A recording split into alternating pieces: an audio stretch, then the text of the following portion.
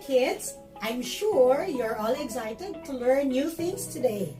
I am teacher Rodeline and I am your Science 4 teacher. Join me and let us explore together. I'm gonna bring you to the amazing world of science. Are you ready? But before we will go to the world of exploration, please check if you have the following materials with you. Do you have your Module 1, Science Module 1, Lesson 2, your paper, your pen, and of course your snacks and water? If all are set and ready, come on, let's start the learning adventure. Our objectives for today's lesson, we have two.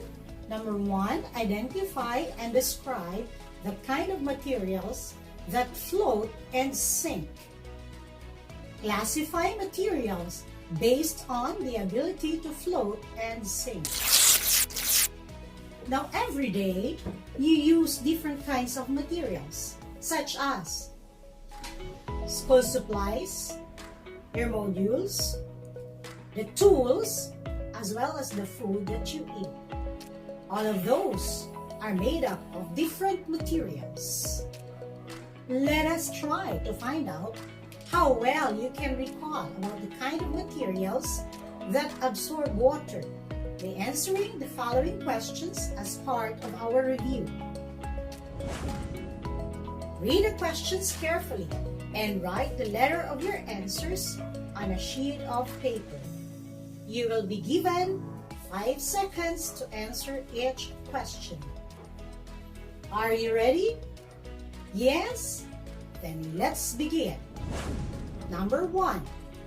Which of the following materials can easily absorb water? A. Cloth, B. Rubber, C. Stone, D. Wood. Your timer starts now. Okay, let's proceed to number 2. Which material is best for cleaning the kitchen? A. Paper materials, B. Plastic materials, C. Metallic materials, or D. Absorbent materials. Write your answer. Your timer starts now.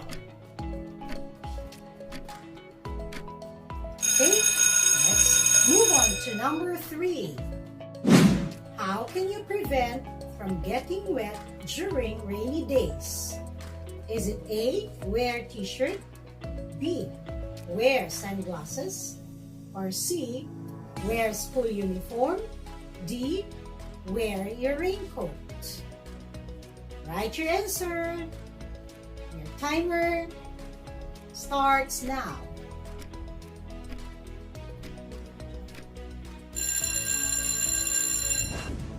Number 4. Why do some materials absorb water? A. Because some materials are expensive. B. Because some materials have tiny holes that let water in. C. Because some materials are soft, which water can easily get in. Or D. Because some materials have the ability to mix with other materials. Write your answer now.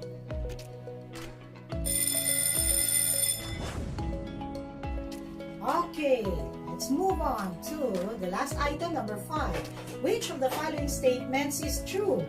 A.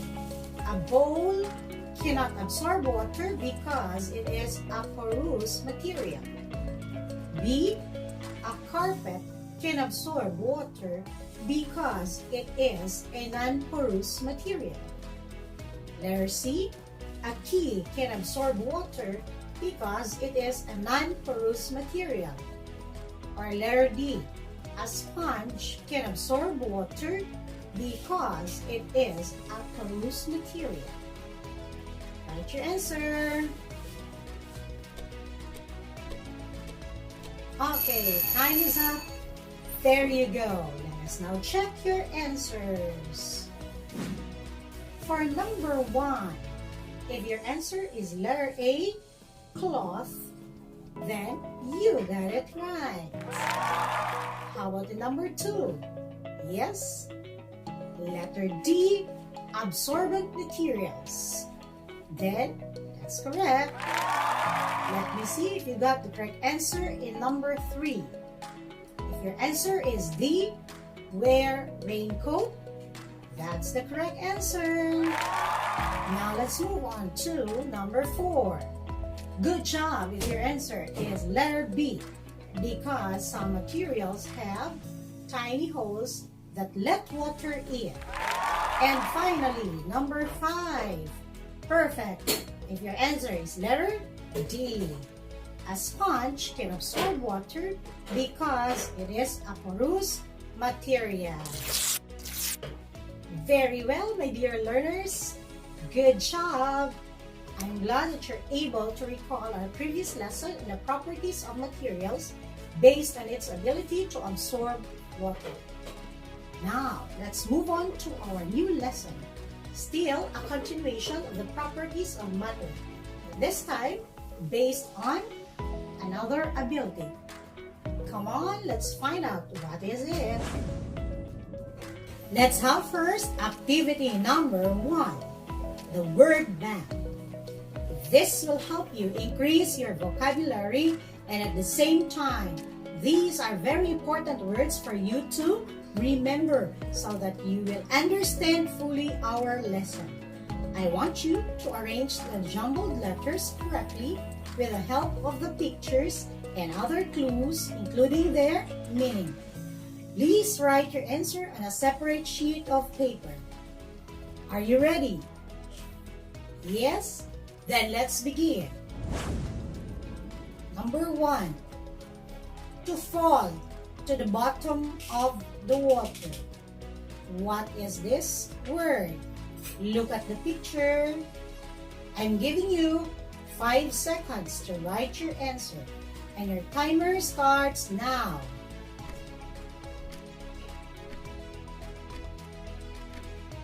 Okay, I hope you have written your answer. Let's proceed with number 2.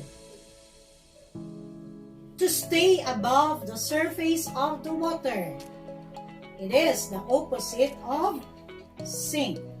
What is the word? Look at the picture. I'm giving you 5 seconds. Go. Okay, that's it. Next word. This is the one that determines whether an object will float or sink in another substance. It is a measure of mass per unit of volume. What is it? Our clue? It starts with letter D. What is the word? Write your answer now. Let's have now number 4. This word means a smaller amount or quantity of something, or not as much. Our clue, it starts with letter L. Write your answer now. Time is up. Let's now have number 5. This word means a greater or additional amount of something. It is an opposite of less. What is it? Our clue, it starts with letter M. And your timer starts now. Okay, time is up. Wow, that's great. If you're able to form all the 5 words correctly. Our answer for number 1 is sink. The word is sink, which means to fall to the bottom of the water. Did you get it right? Congratulations. For number 2, that means the word is float, meaning to say to stay above the surface of the water. It is the opposite of sink. Now for number 3, the word is density. This is the one that determines whether an object will float or sink in another substance. It is a measure of mass per unit of volume. Number 4, less. A smaller amount or quantity of something, not as much. And of course, for number 5, the answer is more. A greater or additional amount of something. There you go. Congratulations. You got all the 5 answers correctly. Again, you have to remember those words because you will encounter them in our lesson. Okay. Now, class, this time we'll have activity number 2. Since it's science time, we have lots of activities. And we will call this activity riddle time. Please write your answer on your paper. Okay, let's start. I want you to write your answer. I am a paper. When fold like a boat, I can float on water. Who am I? Am I a paper boat or plastic boat? Write your answer. Yes, the correct answer is paper boat. Because paper can be folded into a boat and then it floats on water. We have the next riddle. I am a dressmaker's tiny pointed object with a thread. When you drop me into the water, I will sink. Who am I? Am I scissors or a needle? Yes, write your answer. Of course, if your answer is needle, you are correct because needle is a tiny pointed object with a thread. And when it is dropped into the water, even if it's very small, it will sink. Why do you think objects float and sink? Let us now discuss the reasons as to why these objects float and sink. Now, float or sink is one of the properties that materials can be classified into. You probably already know that some materials will float into the water and some will not. But do you know why that happens? Maybe you think if an item is small, it will float. And if an item is big, it will sink. This is because you believe that the size of an object is what determines its buoyancy. But, my dear learners, I'm telling you, it is wrong. Do you want to know the real reasons what makes objects float or sink? Sometimes, the best way to figure things out is through an experiment. Would you like to have an experiment today? Yes. You know you can actually learn a lot about this topic by seeing what it does in the water. So, I'd say it calls for an experiment. First, you need a big container of water. Then, a metal spoon, as well as the plastic spoon. I'm sure you have them at home. I want you to prepare them. Okay, now place the 2 spoons in the container with water and see what happens. Now, what have you observed? Which spoon floats and which one sinks? Okay, yes, very good, you did it. Notice the plastic spoon floats or it stays on top, while the metal spoon sinks or it goes below the container. Why? What do you think is the reason for this? Look at the illustration.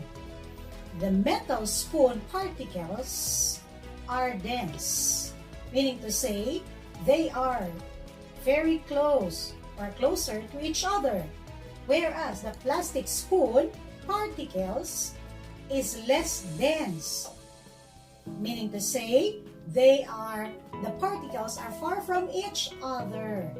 And that is the answer to our experiment is called density. Density or dense means that the tiny particles in an object are closely compacted together. They are very close together, or other particles are a bit far from each other. That's why everything is made of tiny particles that we can't see. So, everything has density, even the water. Yes, that's true. Since water has its own density, if something is more dense than the water, it will sink. Again, the ability of the materials to float depends on its density. It will sink if it is more dense than the water. It will float if it is less dense than the water. Let me present the different examples of materials that sink and float. Now, materials made of plastic float, whereas materials made of glass sink. Materials made of rubber float. Materials made of metal sink. Materials made of wood float, while materials made of cement sink. The rubber duck is less dense than the water, so it will float. It is made of rubber. The lifebuoy is less dense than the water, so it will also float. It is made of plastic. The eyeglasses is more dense than the water, so it will sink. It is made of glass. The ball is less dense than the water, so it will float. It is made of rubber. The key is more dense than the water, so it will sink. It is made of metal. Now let us remember the following important points. Float again means to stay above the surface of the water. Sink means to go below the surface of the water. The density of an object determines whether it will float or sink in another substance. An object will float if it is less dense than the liquid it is placed in. An object will sink if it is more dense than the liquid it is placed in. A material's density can affect its ability to float. Now let us now have our evaluation. Let me see if you'll get it right. Now I want you to classify the materials below. Place them on its proper column. If it floats, you write them on the first column. If it sinks, place them on the second column. Please prepare your pen and paper. Are you ready? Okay, I am giving you 5 seconds to write your answer. Again, if you think it floats, you write on the first column. If you think it sinks, you write them on the second column. Okay, number 1, we have the metal paper clip. Again, number 1, the metal paper clip. You have 5 seconds to write them on the proper column I mean. Go. Number 2, you have the face mask. Number 2, face mask. Go. Number 3, we have the glass. Number 3, glass. Timer starts now. Number 4, we have the plastic cone. Okay, plastic cone. And number 5, we have the knife. Okay, write your answer. The timer starts now. Okay, so let's check your answer. For number 1, the metal paper clip, it should be under the second column, which is it sinks. For number 2, face mask, it should be in the first column, it floats. Number 3, glass, it should be in the second column, it sinks. Number 4, plastic comb, it should be in the first column, it floats. Number 5, the knife should be under the second column, it sinks. Congratulations!